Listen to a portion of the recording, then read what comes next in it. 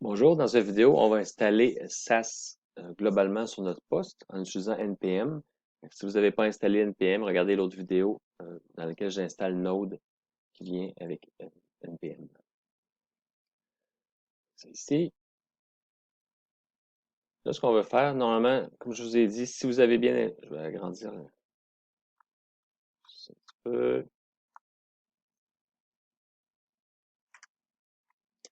Ça, je vais faire un petit peu de nettoyage. Bon. Euh, Habituellement, quand on va installer des paquets avec NPM, on va l'installer directement dans le dossier de notre projet. Si on l'installe dans le dossier de notre projet, mais ça va seulement pour le projet. Là, pour SAS, on veut l'installer globalement parce qu'on ne veut pas l'installer à chaque fois qu'on a un nouveau projet. C'est pas nécessairement lié au projet. On veut pouvoir faire du SAS un peu n'importe où. Ici. On va quelque part dans une invite de commande. J'ai une invite de commande PowerShell, mais ça pourrait être celle que je vous ai montrée aussi au dernier. Touche Windows R en même temps. CMD, entrée. Ça fonctionne ici. Ça peut même être dans votre VS Code, parce que je l'ai ouvert.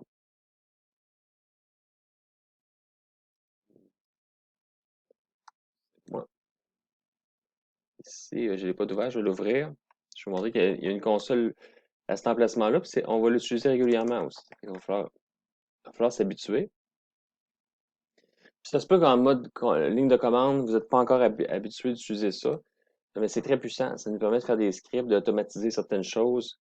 Euh, pour l'instant, vous êtes probablement plus habitué de clic, clic, clic un petit peu partout. Puis ça fonctionne aussi. Dans bien des cas, c'est plus efficace, c'est plus intuitif de cliquer. Et quand on veut optimiser certaines choses, mais ça peut aider de faire des lignes de commande. J'ai ouvert VS Code, terminal, New Terminal. Je vous invite à apprendre le raccourci qui est ici, CTRL-SHIFT plus E accent grave. Ça vous permet d'ouvrir le terminal rapidement, puis ça vous permet, quand il est ouvert, de se rendre rapidement aussi. CTRL-SHIFT, on voit que je me suis... Oups, voyons, et je l'ai. Bon, c'est ici. On voit que je suis rendu dans ici. Euh, Voyons. Désolé, ma machine est lente.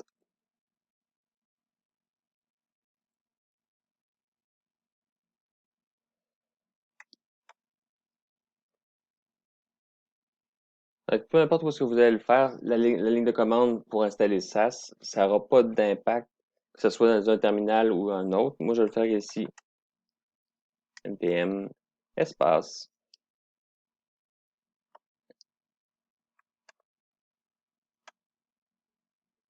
Je vous agrandis ça un petit peu pour pas que vous vous faites trop mal aux yeux.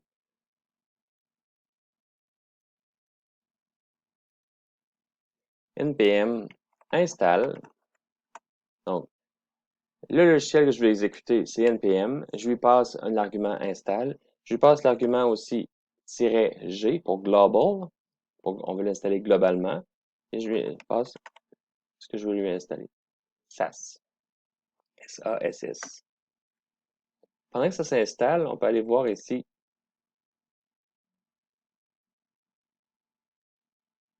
le site de SAS.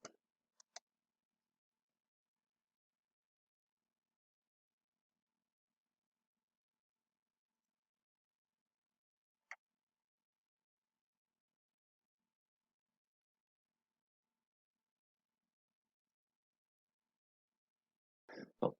Je suis tombé ici, je cherchais avec Bing parce que je n'ai pas encore installé Chrome. Accueil SAS, c'est pas ça ici. Nous, c'est vraiment le site officiel qu'on veut. Essayez toujours de prendre les sites officiels quand vous téléchargez quelque chose, parce que dans les sites qui sont non officiels, mais les gens pourraient prendre le paquet que vous voulez installer, puis rajouter soit de la publicité ou rajouter des choses dedans. Moi, je prends la version officielle. SAS syntactically, syntactically awesome style sheets. On va voir dans une autre vidéo à quoi ça sert ici. Mais pour l'instant, on va juste l'installer. Vous allez, si vous vous souvenez pas de la commande que j'ai fait ici, clique sur Install, vous avez la commande ici. Donc là, j'ai une version pas à jour d'NPM. On pourra régler ça une autre fois. Ça dit qu'est-ce qu'il faut faire pour le mettre à jour ici. NPM install-g NPM, c'est que vous pourrez le faire si votre NPM n'est pas à jour non plus. Une fois que ça c'est fait, je devrais avoir la commande sas qui existe. Je le fais. Hop, j'ai l'erreur que je m'attendais à avoir, que probablement que vous allez avoir. Moi, sur ma machine, j'ai déjà réglé ce problème-là. C'est pour ça que je suis dans une machine virtuelle, c'était pour avoir cette erreur-là. Vous voyez ici, Execution Policies. OK, il y a quelque chose qui me dit que je ne peux pas exécuter sas.ps1. PS1, sas.powershell.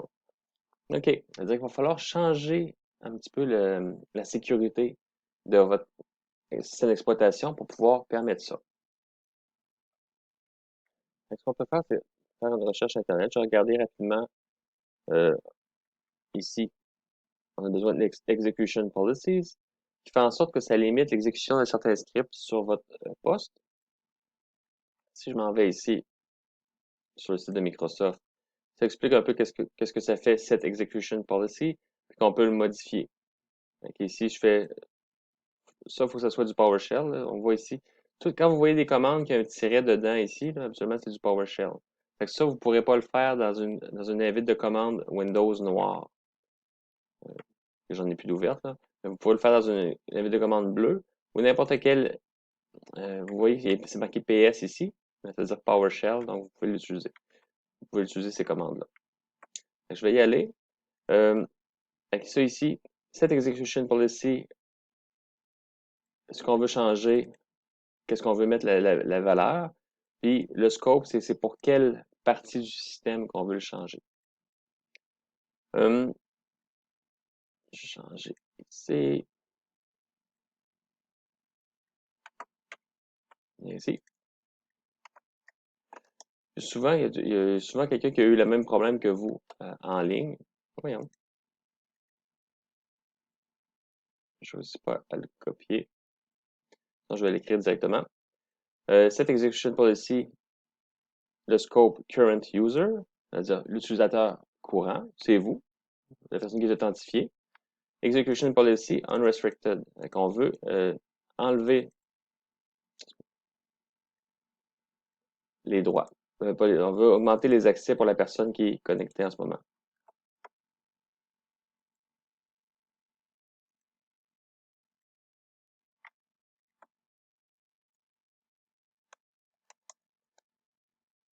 Set execution. Ici, je ne veux pas copier d'un ordinateur à l'autre. Ici, scope, on a dit que c'était current user et execution ici. On a dit que c'était unrestricted.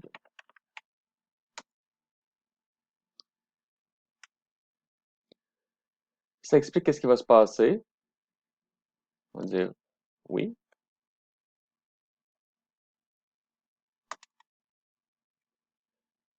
Une fois que ça va être fait, ça ne fonctionnera pas encore. Je vais aller ici, je vais faire SAS. Oh, mais ça a marché. Ça s'est mis à jour automatiquement. Si ce n'est pas le cas, il faut fermer VS Code, puis il faut rouvrir VS Code. Je pense que si vous l'avez fait directement dans ce terminal-là, ça ne marchera peut-être pas du premier coup. Ensuite, vous voyez, je fais la commande SAS, puis là, ça me donne quelque chose. Ça me dit pas, il n'est pas trouvé, ça me donne, si vous écrivez SAS2, par exemple, là, ça va dire, il ne l'a pas trouvé. Le terme SAS2 n'est pas reconnu comme un nom d'un appel de commande. Donc, c'est comme s'il ne le trouvait pas. Ça ne veut pas dire qu'il n'est pas installé. SAS2, peut-être qu'il existerait quelque part, mais ça veut dire que le système d'exploitation ne le trouve pas. Alors que là, pour SAS, on le trouve, donc c'est bon signe. Maintenant, à quoi ça sert tout ça? Mais ça va dans une autre capsule que je vais le faire. Euh, je vais quand même montrer rapidement un petit exemple. Je m'écris un fichier qui va s'appeler style.scss, dans lequel je vais mettre Je vais mettre, dans le fond, je peux faire un style pour le body. Ici, je vais lui dire background color. Et je vais lui dire red.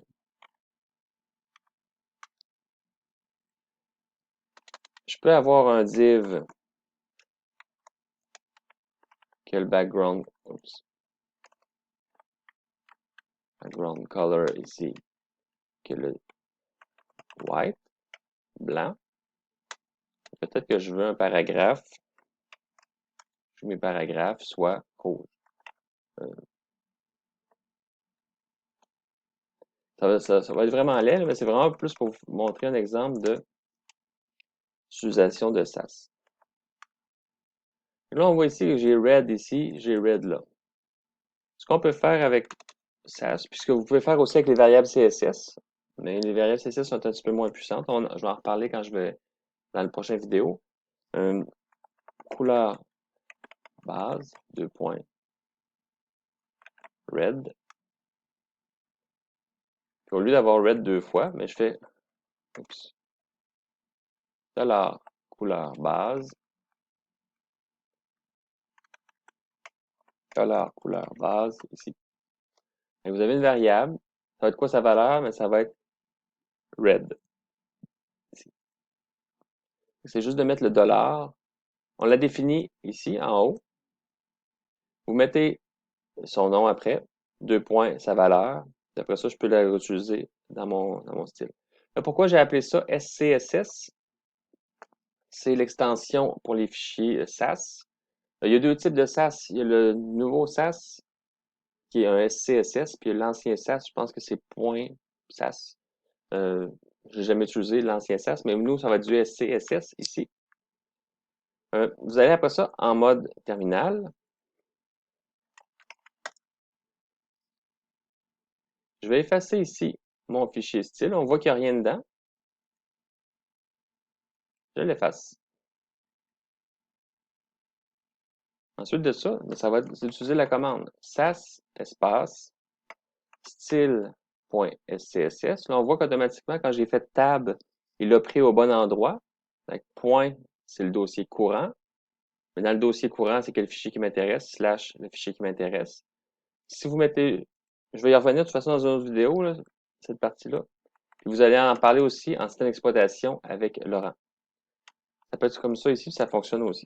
Style, CSS. OK, mais c'est quoi ça?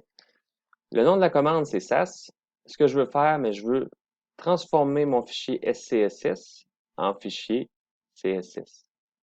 Je le lance. C'est fini. Si vous n'avez pas d'erreur, c'est que ça a fonctionné.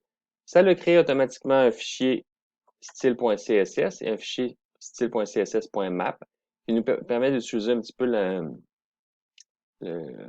F12, la console dans le fond du navigateur. Je reviendrai plus tard. Ce qui m'intéresse pour l'instant, c'est le style.css qui a été créé. Je vais ici, hop. Il n'est plus question de variable. On voit que red, ben, tout ce qui avait la variable couleur fond, couleur base, je ne me souviens pas comment je l'ai appelé, mais ça a été remplacé. Et j'ai mon fichier.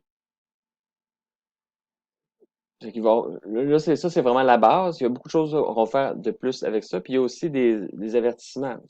Comme le style.css, vous n'aurez pas besoin de le mettre dans Git. Pourquoi? Ben, parce que les gens vont le régénérer à partir du style.css.